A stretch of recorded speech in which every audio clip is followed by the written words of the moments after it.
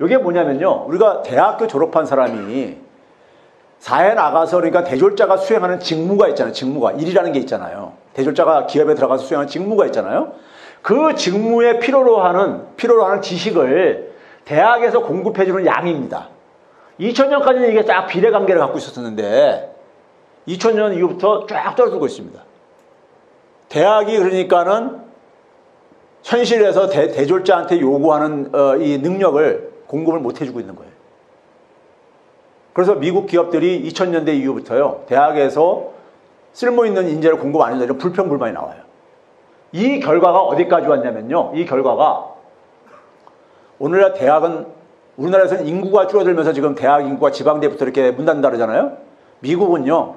주요 대학들이 이미 버림을 받고 있습니다. 지금 무슨 얘기냐면요. 애플, IBM, 이런 구글 이런 기업들이요. 더 이상 대학 졸업장을 요구하지 않아요. 대학 졸업장 필요 없다 이거예요. 미국이 대학 경쟁력이 가장 높다는 나라에도 불구하고 대학 졸업장이 필요 없다고 얘기하고 있습니다. 벌써 수년째 됐어요. 그리고 구글은 뭐냐면 자체 프로그램을 가지고 자체 훈련 프로그램을 한 6개월 정도 이수를 하게 되면 지원 자격을 줘요. 오히려요.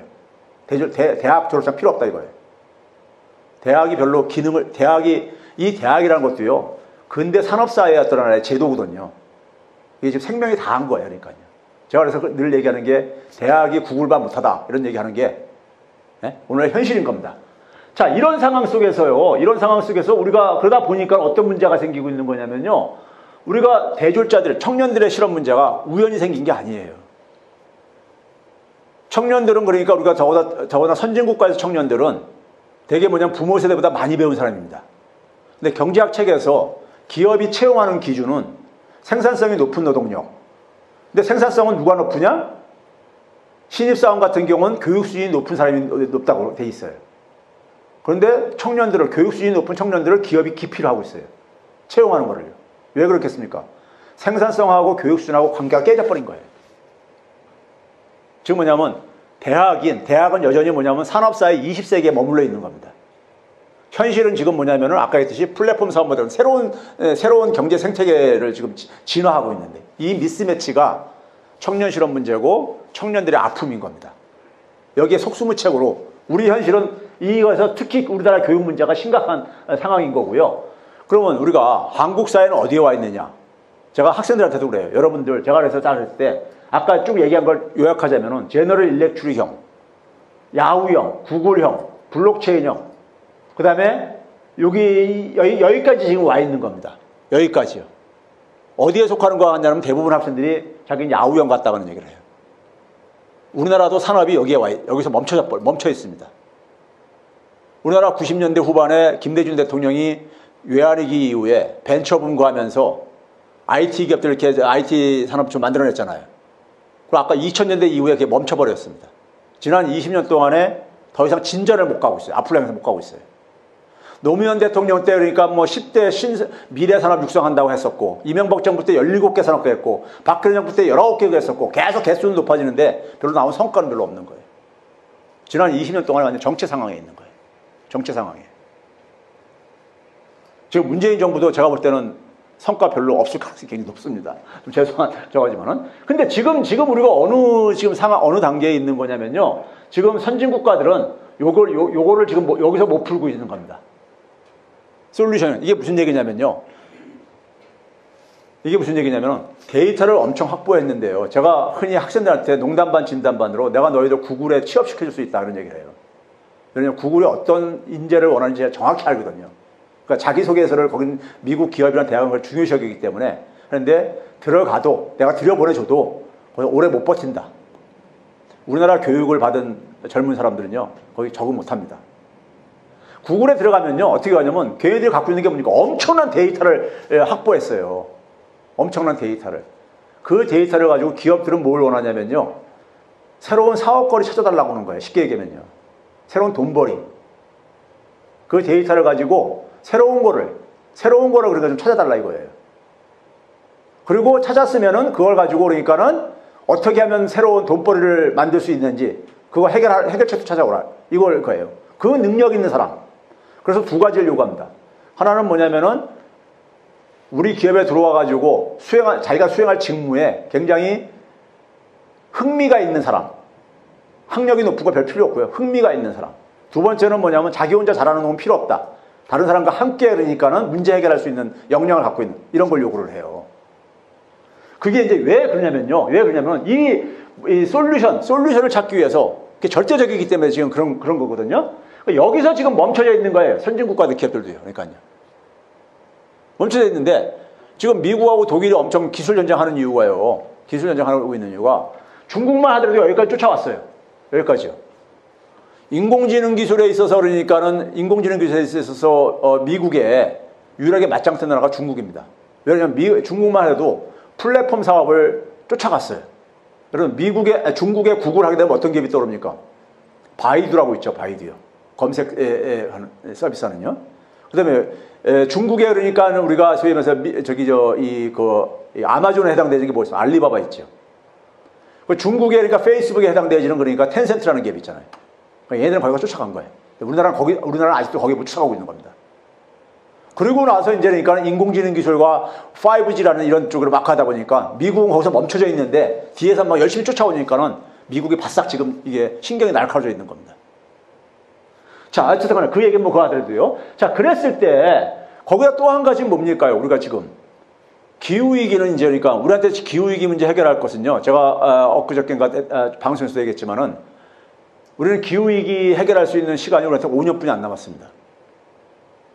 5년 후에는 또 한 번의 산업 충격이 올 수밖에 없습니다. 그래서 미국이나 유럽연합이 이제 탄소세 부과하겠다고 이제 그러니까 하고 앉아있거든요. 근데 이 기후위기 문제에서 우리가 이제 소위 말해서 기후 악당 국가라고 얘기를 하잖아요. 악당 국가라고 하잖아요. 이 기후위기 문제에 우리가 적극적으로 대응하지 못하는 이유도요. 우리나라 산업 구조가 굉장히 에너지 다소비적입니다. 우리나라 제조업들 특히요. 그러니까 우리가 다른 산업 생태계를 바꾸지 못하다 보니까는, 진화하지 못하다 보니까는 굉장히 환경 오염적인 이런 산업 구조가 여전히 그러니까 우리가 에너지 다소비적인 이런 산업 구조에 머물러 있다 보니까는 저기서 그러니까 우리가 소위 말해서 온실가스 배출률 감축을 제대로 공격적으로 못하는 이유도 거기에 있고요. 탈탄소로 그러니까 우리가 이 진행을 못하는 이유도 바로 거기에 있는 겁니다. 기업들의 그러니까 비용 부담을 주고 그러니까는. 예? 그러면 우리가 얘기했듯이 우리나라의 경제 생태계를 바꾸는 데 속에서도 바꾸지 않으면요, 이 기후위기도 우리는 굉장히 그러니까 구호 수준에서 끝날 수가 있습니다. 근데 문제는 뭐냐면은 앞으로 5년 후에는 그러니까 우리나라 기업들이 미국이나 유럽 시장에 수출하기가 어려워진다 이겁니다. 탄소 안 줄이면요. 예? 그러니까 거의 그러니까 우리 강요받는 이런 상황인 겁니다. 자, 거기다가 이제 우리가 여기 뭐 그린스완이라는 얘기 나오는데 이건 뭐 별 할 게 없는데요. 우리가 블랙스완이라는 얘기를 많이 들어보셨잖아요. 예? 이것도 그겁니다. 그린이라는 것은 우리가 이 기후위기가 금융위기라든가 경제위기를 앞으로 가져올 것이다. 이런 얘기 많이 합니다. 기후위기가요. 실제 가능성이 굉장히 높습니다.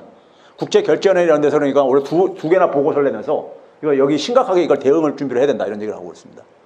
자, 그 얘기 뭐 하고요. 그러면 이 경제 생태계의 전환은 우리한테 대전제입니다, 지금요. 우리의 지금 그러니까는 젊은이들의 그러니까 미래뿐만 아니라 우리 사회에 이것은 선택의 문제가 아니라 우리 이게 그러니까 숙명 같은 이걸 풀지 않으면은 그냥 우리가 낡은 집이 지금 이렇게 붕괴돼 가고 앉아 있는데 거기다 깔려 죽는 겁니다, 그냥 다요. 쉽게 얘기하면요. 예? 새 집을 지어서 빨리 탈출을 하지 않으면요. 지금 그런 상황이에요. 그래서 대한민국 대전환이라는 표현을 문재인 대통령이 쓴 표현도 그건 굉장히 정확한 표현을 쓴 거예요. 대전환이 진짜 필요한 거예요. 근데 문제는 구호 수준에 머물러 있으면 안 된다는 얘기죠. 그렇죠? 거기에 가장 중요한 게 이제 그러니까 우리가 이 경제 생태계의 대전환인데요. 생태계 대전환인데 우리가 뭐 기후위기를 해결할 때 우리가 그러잖아요. 우리나라는 보게 되면 되게 녹색산업 육성하는 걸로. 그 이명박 때 녹색산업 녹색 성장했던 건 똑같은 방식인 거예요. 뭐 그러니까 그래서 뭐 풍력 발전소 몇 개 더 짓고 이런 거 한다고 해가지고 이게 해결되는 게 아니잖아요. 기후위기는요. 우리가 기후위기를 가려면 우리가 기본적으로 불평등도 해소해야 되고, 예? 그리고 이제 문제는 뭐냐, 고용 구조도 바꿔야 되고, 특히 뭐냐면 여러분들처럼 이런 사회경제적 풀뿌리 민주주의가 강화돼야 된다. 이런 얘기도 많이 하잖아요. 기후위기 해결하려면요. 근데 우리는 이런 거에 관심 없고 그냥 무슨 뭐냐니까 뭐 신재생 에너지 관련 산업을 몇 개 육성을 하면은 뭐 되는 걸로 이렇게들 아직도 이렇게 머물러 있죠. 수준이요. 그런데 시장에서는 이미 그러니까는 화석연료는 이미 그러니까는 버림을 받고 있습니다. 이게 미국 기업의 가치인데 넥스트라라고 혹시 들어보셨습니까? 넥스트라 에너지라고 이게 신재생 에너지를 개발하는 업체 미국이에요. 2014년에 그러니까 이게 상장을 얼마 안 된 기업입니다. 6년뿐이 안 된 기업인데 얘네들이요 전통적인 그러니까 에너지 기업의 대표가 누굽니까? 엑슨모빌이잖아요. 엑슨모빌보다 기업 가치가 더 높습니다. 6년뿐이 안 된 기업이 신재생 에너지 기업이에요. 그러니까 시장에서 신재생 에너지에 손을 들어준 거예요. 엑슨모빌이가 엄청난 기업입니다. 그리고 사우디에 그러니까 그 국영기업인 석유 생산은 사우디 아람코보다도 더 높아요. 전 세계에서 석유 최대 생산업체죠. 아람코라는 게요. 그러니까 화석연료에 대해서 이미 시장에서는 버림을 받고 있는 상황이에요. 화석연료는요. 시장의 자본주의 시장 논리 속에서도요. 자, 이런 상황이고요. 이런 상황 속에서 이제 그러니까 우리가 대전환이 불가피한데 이 불가피한 상황 속에서 저는 이제 그렇게 생각합니다. 제가 생각하는 건 뭐냐면요. 새로운 사회가 등장한다는 얘기는 정부와 국가와 그러니까 사회 구성원 간의 계약 관계도 계약의 내용도 바뀌어야 된다. 새로운 사회 계약이 필요하다 이거예요. 농업사회 때 사회 계약하고 산업사회 때 사회 계약이 달라 뜻이요. 새로운 사회 계약은 뭐냐? 저는 뭐냐면요. 이 아이들 특히 젊은 사람들이 자기들이 그러니까 적어도 관심이 있거나 혹은 사회적으로 의미가 있는 일을 추진할 때 거기에 대해서 기회를 줘야 됩니다. 기회를 줘야 되고 그걸 하다가 실패했을 경우에 그러니까 최소한의 사회 안전망을 제공을 해줘야 됩니다.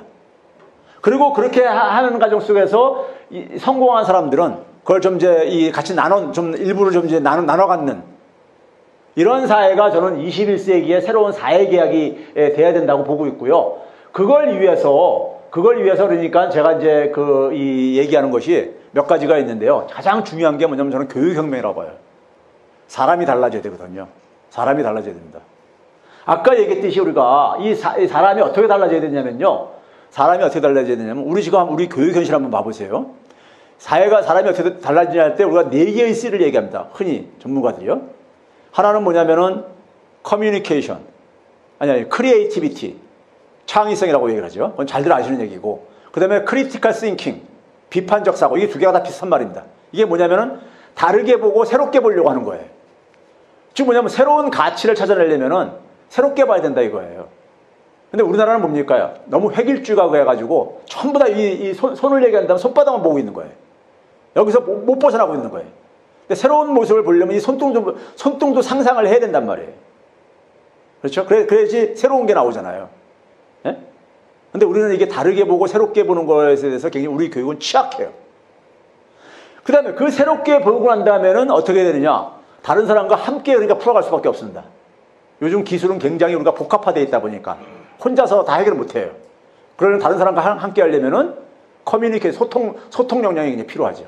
그래야지만 협력을 끌어낼 수 있죠. 코어포레이션을요. 제가 그래서 공감형 인간, 호모 엠파티쿠스를 책 제목으로 쓴 이유가 그걸 함축적으로 그의 내용을 담고 있는 것 때문에 그렇게 쓴 건데요. 그래서 실제로 보게 되면은 세계 경제 포럼 같은 데서도 강조하고 있는 게 제가 얘기했던 크리티컬 싱킹, 크리에이티비티 뭐 이런 겁니다. 프로블럼 솔빙, 코오디네이션 뭐 이런 것들이요. 이런 것들 이런 걸 강조를 하고 있죠. 강조하고 있는 이유가 바로 거기에 있는 거고요. 근데 우리 교육은 지금 어떠냐면요. 제가 이제 흔히 그런 얘기를 합니다. 여기 지금 보시게 되면은 여러분들 중에 한 50세 초라든가 50대 초라든가 이런 세대들 보게 되면은 우리가 서태지 세대일 텐데 서태지가 92년에 데뷔해가지고 94년도에 이런 노래를 발표했죠. 기억하실 겁니다. 그 연령층들은요. 근데 그때 노래 가사들 한번 봐보세요. 노래 가사들 보게 되면은 학교에 대한 교육에 대한 불신 이게 이제 그때 이제 막 쏟아내고 그랬었잖아요. 여기에 그 당시 20대들이 막 열광을 했었고요. 그런데 2010년에 지금부터 10년 전에요. 10년 전에 이건 뭐 그러니까 사실 지방대 학생들은 그 전부터 있었던 건데 우리나라 소위 스카이대 학생들이 이게 좀 이렇게 해야지만 이게 좀 주목도 받고 그러는데 고려대학교 경영학과 다니던 이제 그러니까 김혜슬이라는 여학생이 자퇴서를 4학년 다니다가 학교 자퇴서를 내고서는 대자보 붙이고 나서 이제 학교를 떠나는 이런 그 사건이 일어났었죠. 2010년에요. 그때 거기 내용을 보게 되면은 서태지가 노래 가사에서 얘기한 똑같은 얘기를 하고 앉아있습니다. 똑같은 얘기를 하고 있어요. 근데 이때 얘기했던 거, 김혜슬 학생이 얘기했던 거, 대학은 그러니까 자격증 장사. 그리고 서로가 학생들 간에 서로가 그러니까 경쟁적으로 그러니까 밟고 지나가는 걸 강요하고 있고, 예? 그리고 기본적으로 그러니까 누구나가 다 그러니까 똑같은 그러니까는 똑같은 인간을 만들어내고 있고 공장에서 찍어내는 부품들처럼 그러니까요. 예? 이렇게 하고 앉아있고 규격화된 인간 제품 만들어낸다고 하고 있고요. 그러면서 그러니까 뭐냐면 공부만 잘하면 또 이제 모든 것을 용서해주는 아이들이 괴물로 만들고 앉아있고 예? 이런 얘기를 이제 그러니까 쏟아내고 앉아있는데 지금 이때부터 10년 지난 다음에 뭐가 바뀌었는가 이거예요. 지금이요. 기본적으로 바뀐 게 하나도 없습니다. 더 근본적으로는 30년 전하고 지금하고 아무 바뀐 게 없어요. 이때 서태지 세대들이 자녀가 지금 대학을 들어가고 있는 상황인데 우리는 그러니까는 한 세대가 지금 그러니까 멈춰져 있는 이런 상황에 있다 이겁니다. 상황에 멈춰 있다는 얘기고요. 그런 점에서 지금 이제 제가 왜 이렇게 사람이 바뀌게 된다고 하냐면요. 2014년도에 그 MIT랑 예일대에서 재밌는 실험을 했어요. 인공지능형 컴퓨터에다가 사람이 초등학교 때부터 대학교 때까지 다니면서 습득한 지식을 습득시켜봤더니만 몇 초 걸리는지 아세요? 13초 걸렸습니다. 1분도 안 걸렸어요. 더구나 우리가 정해진 답은 그러니까 인공지능이 다 해결 이제 하는 세상이에요. 이미 정해진 답은요. 근데 우리는 옛날에 습득한 것도 다 잊어버리잖아요. 암기식으로 하다 보니까. 그러니까 인공지능보다 못하죠. 그렇죠? 근데 우리 아이들은 지금 뭐냐면 올해 대학 들어온 애들이 2001년생입니다. 작년부터 2000년생. 그러니까 21세기에 태어난 애들이 대학에 들어오고 있어요. 근데 얘네들은 뭐냐면 21세기 100년을 살아갈 애들입니다. 근데 얘네들이 그러니까 사실 시대 부적응자로 지금 우리는 여전히 가르치고 앉아 있는 거예요. 우리 교육시키는 내용을 보게 되면요. 시대 부적응자로 키우고 있는 거예요. 이거 기성세대가 의도하지 않았지만 엄청난 범죄를 저지르고 있는 겁니다. 이거요. 예? 이거 그냥 방치하고 있는 겁니다. 그럼 우리는 여전히 뭐냐면 그냥 의대에 가고, 그다음에 우리가 변호사 이런 거 가고 앉아있고 그러잖아요. 문제는 그것도 그러니까 인공지능에 의해서 많이 대체될 수밖에 없는 상황 속에서요. 그렇죠? 자, 그래서 이 교육이 이제 그래 된다는 얘기고요. 그 다음에 제가 이제 또 하나 얘기하고 싶은 것은 뭐냐면은 이 교육의 매듭을 끊기 위해서 제가 뭐냐면은 끊어야 되는데 끊기 위해서 제가 만약에 정권을 잡는다면요. 이게 뭐 가정이니까 이게 뭐 저기 이제 우스갯소리라는 건데 한다면요. 저는 고등학교 졸업하는 순간에 만약에 그러니까 그래서 내년부터 만약에 발표를 한다면 내후년에 이제 그러니까 고등학교 졸업하는 학생들은 의무적으로 2년 동안 그러니까 대학에 진학하기 전에 공용과정, 대학에 가면 교양과정을 먼저 배웁니다. 이 교양과정을 공용화해가지고 저기 새만금 같은 데다가 다 몰아놓고 기숙사 생활을 시켜가지고 거기서 그러니까 예를 들어서 그러니까 이 민주사회에서 살아갈 수 있는 기본적인 이런 것들을 좀 가르치기도 하고 거기서 이제 경제라든가 직업 취미 교육도 하고 해가지고 그러고 나서 한 2년 저렇게 이제 공동체 생활을 하고 난 다음에 그 속에서 자기가 다 전공 심화학습을 하고 싶은 사람들은 대학교 3학년을 편입시키게 하는. 이래가지고 우리 이 대학이 서열화되어 있는 걸 끊어야 됩니다. 이 대학 서열화 교육 끊지 않는 이상에는요, 입시 교육 방식이 이 교육이 계속 반복될 수밖에 없어요. 수능이냐 이건 뭐냐 이건 중요한 게 아니에요 지금요. 자, 그러니까 뭐 이 얘기는 가고요. 그랬을 때 제가 되면 이제 여러분들한테 이제 얘기를 이제 돌리기 전에 정부 차원 속에서 좀 해야 될 일이 있습니다. 정부 차원에서. 그다음에 이제 지역사회가 같이 할 차원이 있는데 뭐냐면은요. 지금 이제 그러니까 젊은 사람들은요. 저희 세대 때 그러니까 우리가 농사 짓는 걸 굉장히 싫어했었습니다. 저희 10대 때, 20대 때요. 지방에서 올라온 친구들 보게 되면요. 아버지가 너 공부 안 하면 집에 와서 저 농사를 지으라고 그렇게 가게 되면은 농사 짓기 싫어가지고 얘네는 그 당시만 해도 막 인분 파다가 이제 이렇게 농사 짓는 데가 많은 그랬었으니까 그거 싫어가지고 공부를 그냥 열심히 하는 학생들도 친구들도 꽤 있었습니다. 저희 세대 같은 경우는요. 그러니까 농사를 싫어하고 당시엔 뭘 구했느냐. 뭐 통상회사라든가 무역회사라든가 은행이라든가 뭐 이런 데 가고 이제 일하고 싶어 했었죠. 저희 세대들이요. 근데 지금 세대들이 제조업 싫어하는 거 이거 자연스럽게 생각해야 됩니다. 지금 세대들은 제너럴 일렉트릭이나 제너럴 모터보다 소위 말해서 그러니까 아까 얘기했듯이 구글이나 애플 이런 기업에 관심을 페이스북이나 이런 기업에 관심이 있어요. 자연스럽게 생각해야 됩니다. 왜? 그들은 태어날 때부터 모바일 세대고 태어날 때부터 인터넷이 그러니까는 우리 호흡하듯이 살아온 세대들이에요. 그러니까 자기한테 익숙한 그런 기술들, 새로운 기술에 더 관심을 많을 수밖에 없는 겁니다. 자연스럽게 이건요. 그렇죠?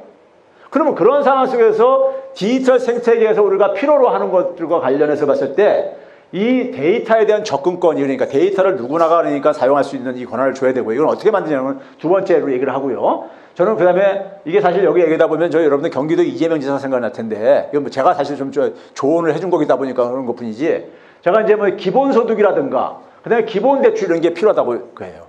우리가 지금 시대에는 뭐가 이제 중요하냐면요. 우리가 산업사회 때는 우리가 기본소득 할 때 대개 우리가 반대하시는 분이 어떤 분들이 반대하시냐면요. 산업사회 때 살았던 분입니다. 산업사회에 살았던 분은 노동을 굉장히 신성시한 걸로 여기잖아요. 노동도 안 하는데 왜 돈을 주느냐. 이거예요. 그런데 이 데이터를 가지고 지금 요구하고 있는 건요. 아이디어가 많은 사회가 혁신이라든가 성장을 계속할 수가 있어요. 더 이상 노동을 많이 투입한다고 해서 성장하고 이러는 게 아닙니다. 근데 아이디어라는 것은 우리가 노동시간을 하루에 4시간 일하고 8시간 일한다고 해가 2배 더 일한다고 해가지고 아이디어가 2배가 나오는 게 아니잖아요. 아이디어는 뭐냐면 노동시간의 반대인 자유시간에서 나옵니다. 자유로운 시간에서. 그러니까 많은 세계적인 그러니까 우리가 디자이너들 보게 되면요. 자기 산책하면서 그러니까 영감을 얻는다. 자연에서. 이런 얘기를 하고 그래요. 자유시간에서. 예? 그 자유시간을 늘려줘야 되는 거예요. 자유시간을 늘려주려면 자연히 뭐냐면 노동시간을 줄여야 되죠. 노동시간을 줄이면 그 대신 뭐냐면 소득이 줄어들잖아요. 그걸 좀 보존해주는 차원으로서 기본소득을 좀 우리는 얘기를 해야 되는 겁니다. 우리 사회는 기본소득은 복지 생각하고 있는데 국제사회에서는요 2단계로 넘어가고 있습니다. 제가 올해 국제학술대에서 발표한 논문에서도 제가 그런 얘기를 했었는데 그 다음에 뭐냐면요 이 기본대출 얘기한 거는요 우리 사회 아까 이 금수저 흑수저로 이제 격차가 구조됐다 했잖아요. 여기에 가장 중요하게 작동하는 게 뭐냐면요 금융입니다. 금융이 굉장히 불공정해요. 우리나라 사람들 중에서요 최소한 20% 국민은요 은행을 이용 못합니다. 은행을 이용 못한다는 게 은행 계좌를 못 쓴다는 게 아니라요 은행에서 신용대출을 못 받습니다. 소위 신용등급 6, 7등급 이하들은 은행에서 신용대출 못 받잖아요. 은행이 그러니까 모든 국민한테 그러니까는 이용 가능한 시스템이 아닌 거예요. 쉽게 얘기하면요. 상징적으로 얘기하면요. 그런 점에서 이 기본대출이라는 것은요 이런 거죠. 뭐 예를 들어서 이제 그러니까 이재명 지사가 표현한 거 보게 되면 제가 이재명 지사 홍보하려고 하는 얘기가 아닙니다. 근데 이제 이게 예를 들어서 1,000만 원 정도 대부업체가 최대 줄 수 있는 게 한 1,000만 원이니까 1,000만 원 정도를 한 10년 동안 빌려주는데 그 10년 동안에는 그러니까 그래서 신용등급 1등급자들한테 적용하는 금리를 좀 주자 이거예요. 그럼 신용등급 1등급이 한 2% 정도 지금 대출금리가 한 2% 됩니다. 그럼 10년 동안에는 이자만 갖게 하자 이거예요. 이자만요. 그럼 1,000만 원에 2%면 20만 원입니다. 1년에 이자가. 20만 원 정도는 갚을 수 있죠. 그리고 10년 후에 원금을 이제 그러니까 그때 가서 이제 갚도록 하자 이거예요. 그러면 1,000만 원 정도 마이너스 통장을 쓸 수 있게 하면요. 아이들이 그러니까 지금 뭐냐면 민간기업에 취업하기도 힘들고요. 그렇다고 공무원들을 그러니까 무슨 국가가 그러니까 고용해 줄 수 있는 상황도 아니고요. 더 늘리기도 쉽지 않은 상황이고요. 제가 젊은이들 그러니까 일자리 문제 가지고 서울시 박원순 시장 때라든가 지방자치단체들 이렇게 용역을 받아가지고 하면서 많이 인터뷰를 해보면요. 젊은 친구들이 그런 얘기해요. 자기가 뒤늦게나마 자기가 하고 싶은 일을 좀 찾고 만들고 싶은데 대학 졸업하고 머리통이 다 커지다 보니까 부모한테 계속 손 벌릴 수도 없고 손 벌 수 없는 상황 속에서 아르바이트를 해야 되는데 아르바이트 한 서너 개를 해야지만이 서울 같은 데서는 살아갈 수가 있습니다. 최소한이요. 아르바이트 서너 개 하다 보니까 거기에 다 지쳐가지고 자기가 하고 싶은 일을 추진할 수가 없다는 거예요. 그래서 좀 한두 개 정도는 줄여줬으면 좋겠다는 거예요. 그래서 청년 기본배당 같은 걸 제가 잠깐 제안했던 게 그런 겁니다. 아이들 그러니까 좀 숨 좀 쉬게 해주자 이거죠. 자기들 할 수 있는 걸 좀 만들 수 있는 기회를 좀 주자 이거죠.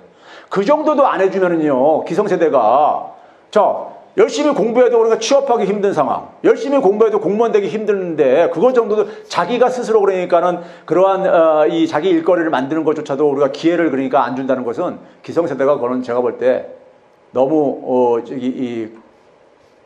각박한 겁니다. 네? 국가와 기성세대가 그 정도는 젊은 사람들한테 기회를 제공을 해줘야 되는 거예요. 근데 한 사람당 마이너스 통장 1,000만 원 쓸 수 있다는 얘기는요. 한 5명이 모이면 5천만 원이 된다는 얘기입니다. 5천만 원이면 창업작업을 할 수가 있어요. 창업작업을 할 수가 있다는 얘기입니다. 그리고 1년에 한 20만 원씩 이자 비용 내는 거 그렇게 큰 부담 아닙니다. 그렇죠? 그래서 그런 점에서 저는 뭐냐면 우리 사회가 지금 뭐냐면 우리 사회가요. 다음 정권 때 성장률이 1%로 떨어질 예정입니다. 그 다음 정권에서는 아마 0%로 떨어집니다. 성장이 멈춰지는 거예요. 근데 많은 그러니까 우리가 소위 기후위기를 걱정하시는 분들은 탈성장을 이제 얘기를 하지만은 우린 여전히 성장이 필요합니다. 그리고 또 착한 성장이 필요합니다. 왜요? 지금 재원이 굉장히 많이 필요하거든요. 고령화가 되면서요. 네? 재원이 굉장히 많이 증가하고 있습니다. 재자본 수요가요. 그래서 그런 점에서 그러니까는 소위 말해서 아이디어에 기반한 혁신에 기반한 이러한 성장이라는 것은 여전히 필요한 겁니다. 근데 이거 하려면은 그 사회에 아이디어가 넘쳐나야 돼요. 근데 아이들은 기본적으로 청년들한테 많이 나올 수밖에 없어요. 청년들한테 이런 기회를 주지 않으면은 청년들 미래뿐만 아니라 우리 사회 미래가 없습니다. 지금 심각한 상황이에요. 네? 성장이 멈춰버리게 되면요. 성장이 멈춰버리게 되면 어떻게 돼버리냐면요. 그 다음에는 뭐냐면 서로가 제로섬 게임으로요. 서로가 뺏고 뺏는 이런 게임이 돼버립니다. 네? 근데 되게 누가 유리하냐? 힘 있는 사람이 유리합니다. 네? 전체 파이가 안 증가하면은 그런 상황이 될 가능성이 커요. 정글처럼요. 더요. 끔찍한 일이 야만적인 사회가 될 수가 있습니다. 거기다가 저는 이제 이 국가고용보장제 한 3% 정도만 실업률이 우리나라가 평균 한 3.7% 정도 나오는데 지난 20년 동안에요. 한 3% 정도만 국가가 최저임금 수준으로 좀 고용을 하자 이거예요. 누가 만드는 일자리, 여러분들처럼 사회적 경제라든가 협동조합 같은 데서 만드는 일과 관련돼 가지고 최저임금 정도를 좀 국가가 지원해 주자 이거예요. 그거 계산해 보니까요. 얼마 안 돼요. 우리나라 지금 1년에 지금 일자리 예산이 얼마냐면 26조입니다. 올해 일자리 예산이요. 중앙정부예요.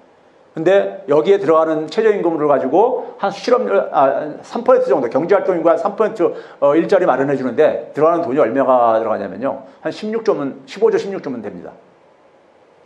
이게 이렇게 가지고 실업자를 대부분 이렇게 흡수하게 되면요. 최저임금 이렇게 인상할 필요도 없이 그러니까 그 압박으로 고용시장의 압박으로 인상될 수도 있고요. 여러 가지 문제가 해결되집니다.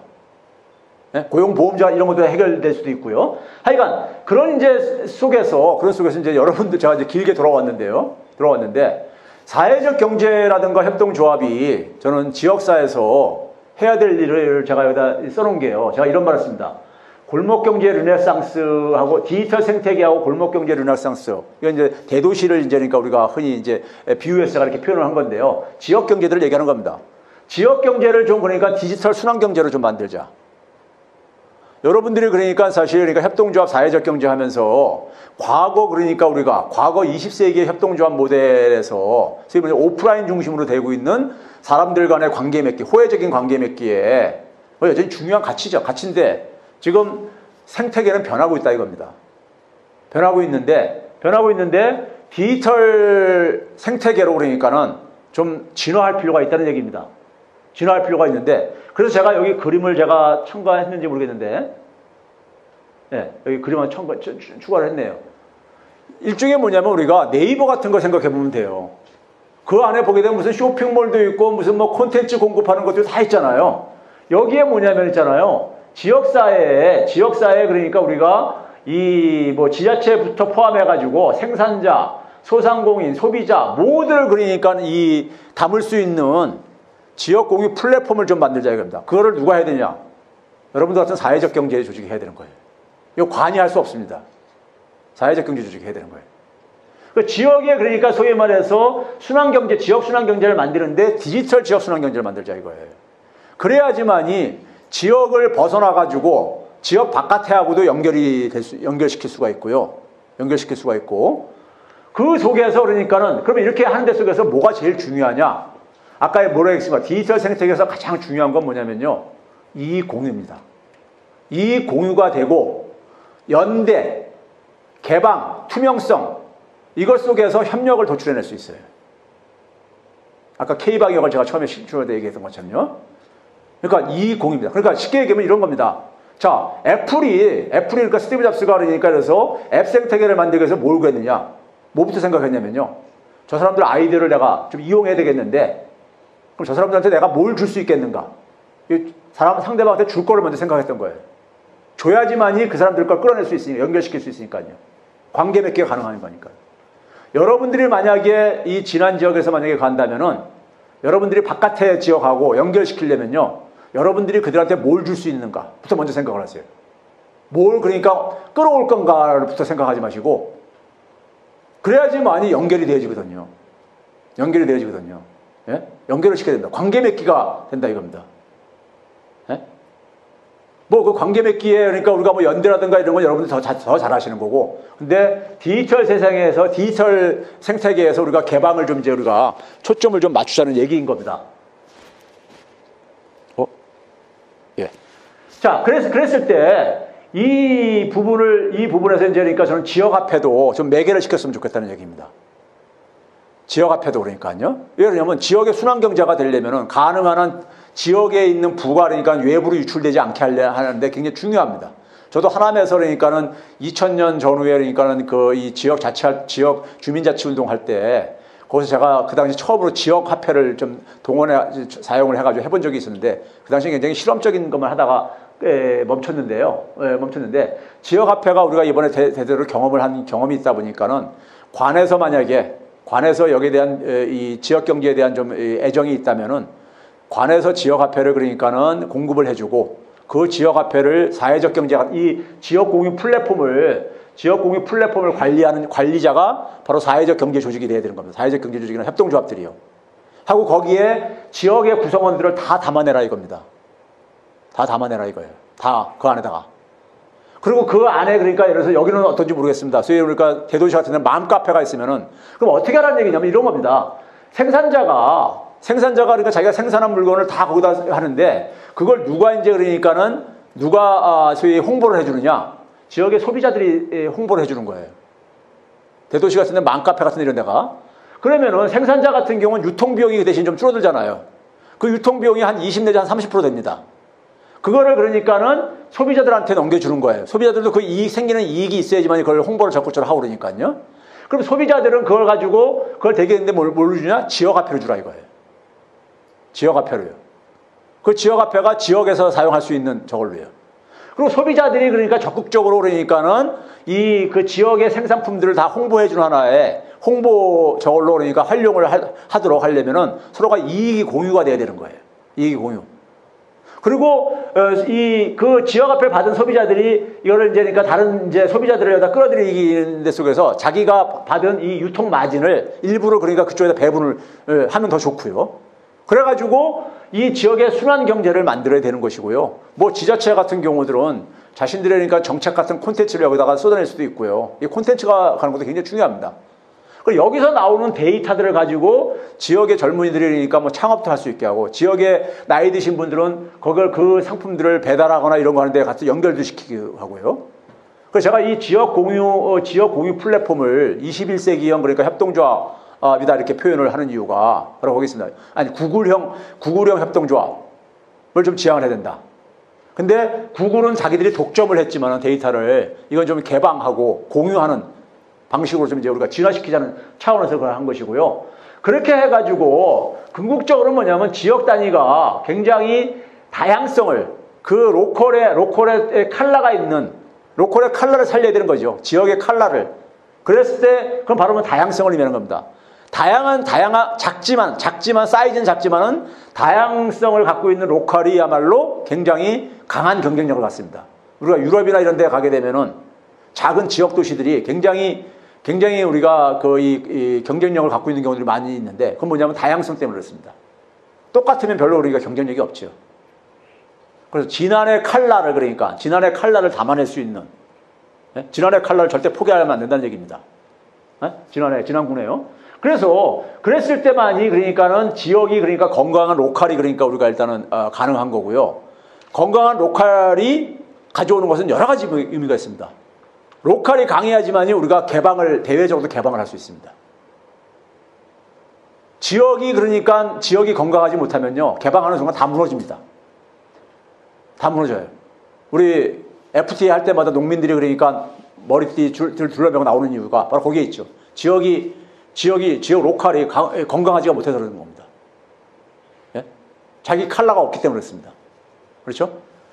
그리고 그게 결국 이제 뭐냐면 이 주민 자치 역량하고도 연결되어지는 부분들이고요. 그래서 저는 이 사회적 경제 조직들이 저는 이 부분을 그러니까 이 지역 공유 플랫폼을 통해서 조금 그러니까 우리가 21세기형 좀 협동조합으로 좀 진화를 해주기를 좀 이제 바라는 마음이 좀 있습니다.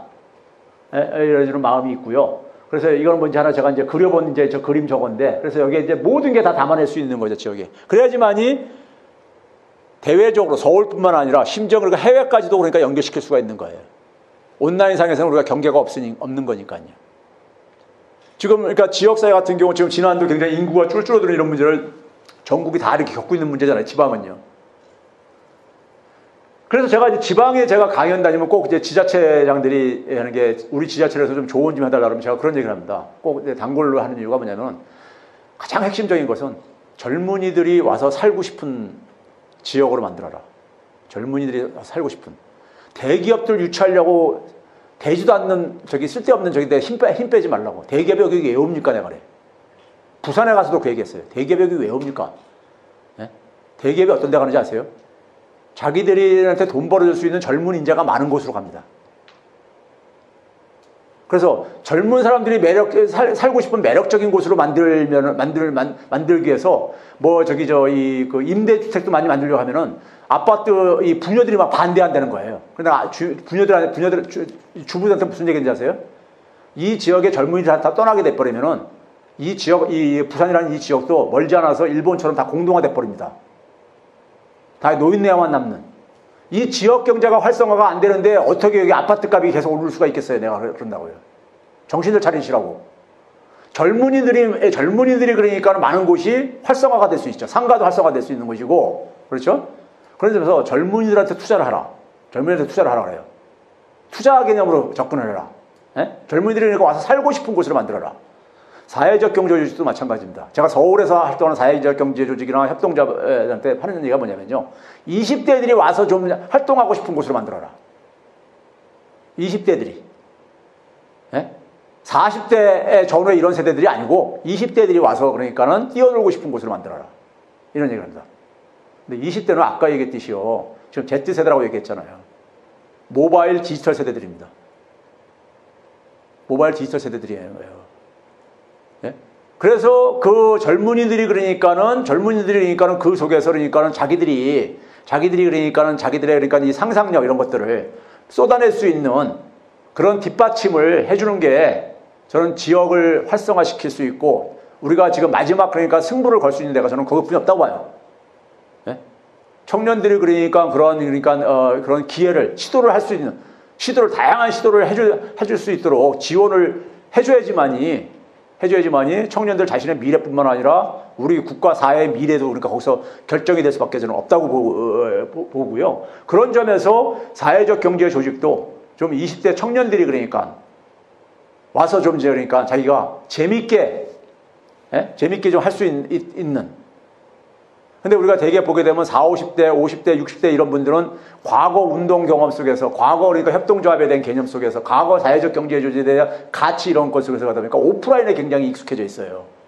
오프라인 영역에 굉장히 익숙해져 있어요. 오프라인에서 이 관계 맺기, 물론 이제 호혜적인 관계 맺기죠. 이거 익숙했는데 온라인에서도 얼마든지 호혜적인 관계 맺기는 얼마든지 가능하고 그게 지금 할 수 있는 건 20대들입니다. 30대, 20대, 30대들입니다. 네? 20, 30대들이에요.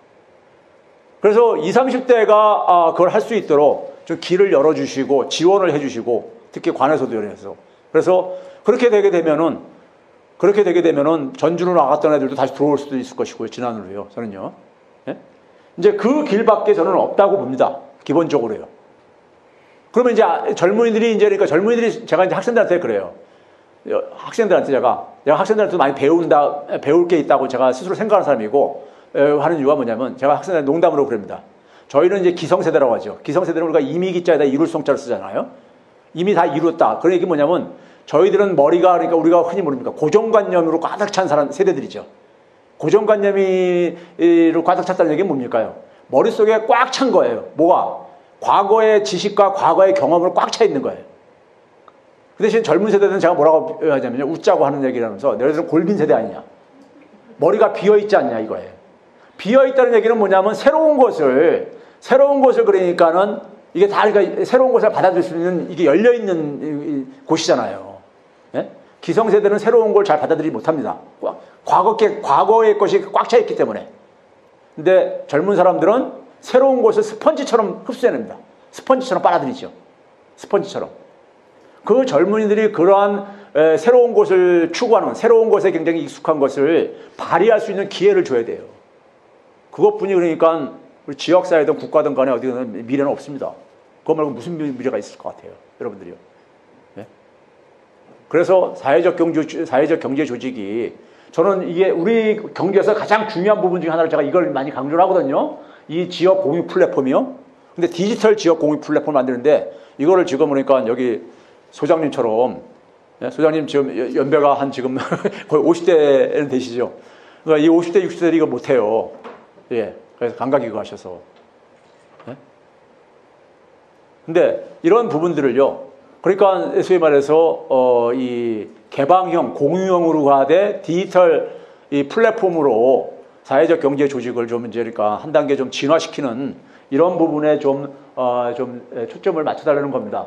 그래서 제가 이제 마지막에 얘기한 게 20세기 협동조합에서 구구령 협동조합으로 좀 진화를 하자. 근데 우리는 구구리 그러니까 함정에 빠져 있는 소위 마지막 함정에 빠져 있는 부분을 넘어서 가지고 하려면은 누가 주체가 돼야 되느냐. 이걸 이제 그러니까 자본주의 민간 기업이다 보니까 이렇게 빠져 있는 거고요.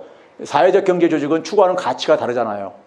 예? 호혜성. 저는 호혜 경제를 외치는 사람인데 21세기는 호혜 경제가 대세가 될 것이다 이렇게 얘기를 하는 사람인데 호혜적인 가치를 중심에 놓는 게 바로 사회적 경제 조직이고 협동조합이다 보니까는 호혜적 관계 맺기가요. 그렇죠? 그런 점에서 사회적 경제 조직이 바로 이걸 좀 해줘야 된다는 얘기를 제가 계속 강조를 하고 있는 겁니다.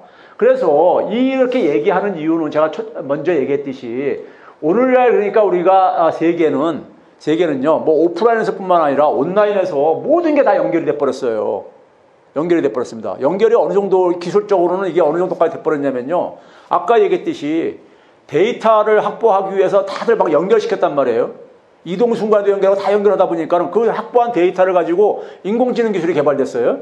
인공지능 기술이 개발되니까 그걸 가지고 사물들까지 그러니까 지능화시킨 거예요. 그러니까 우리가 그래서 냉장고니 집에 있는 가전제품들 다 인공지능이 되게 되면요. 서로 간에 다 연결이 돼버리잖아요. 바깥에 나가서 그러니까 우리가 그래서 전자밥솥을 그러니까 우리가 저걸 할 수가 있고, 예? 할 수 있단 말이에요. 인공지능형으로 다 장착되게 되면요. 예? 우리가 자동차를 그러니까 아침에 그러니까 겨울에 추워서 미리 그러니까 우리가 침대에 앉아가지고 자동차에다가 그러니까 미리 시동 걸어 놓을 수도 있단 말이에요. 그러니까 인공지능이 장착되면서 사물과 사물도 다 연결되고 모든 게 다 연결되는 거예요. 소위 말하는 초연결 사회가 되는 거예요. 초연결 사회가요.